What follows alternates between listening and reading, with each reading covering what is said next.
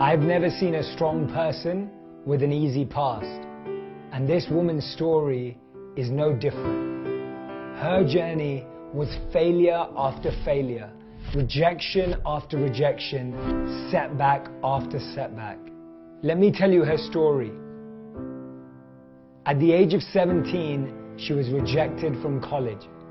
At 25, she experienced what she describes as the most traumatizing event and experience of her entire life. It was when her mother passed away after a 10-year battle with multiple sclerosis.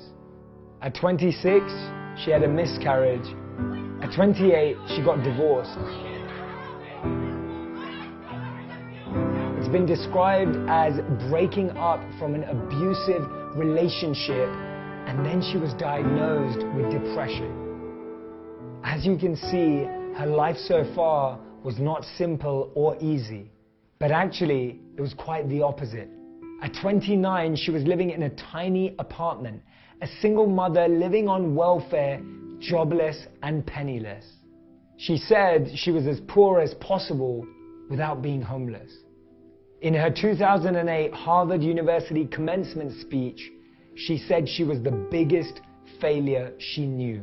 And at 30, after suffering the loss of her mother, after being rejected from college, after being in an abusive relationship, after going through a miscarriage and giving birth and being jobless and penniless in the UK, she wanted to commit suicide.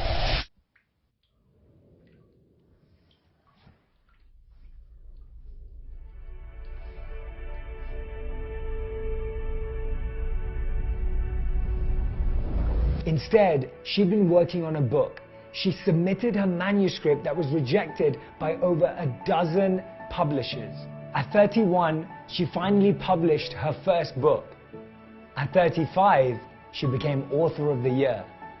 At age 42, she sold 11 million copies of her book within 24 hours.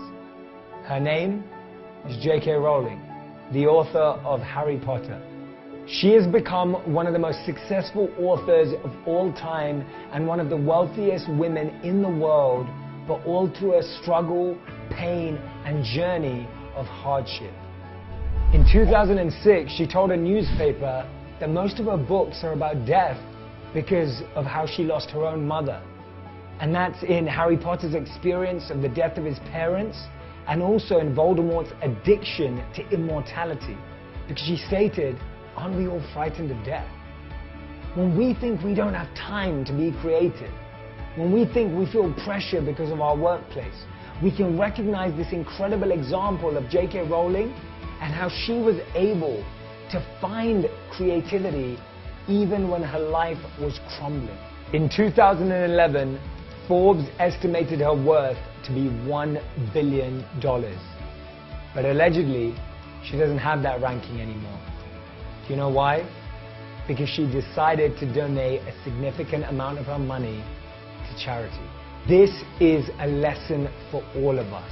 No one we admire, no one we are inspired by, no one that we take any inspiration from has got to where they are without rejection, without failure, without pain. And remember this changed my life. Any rejection is just redirection.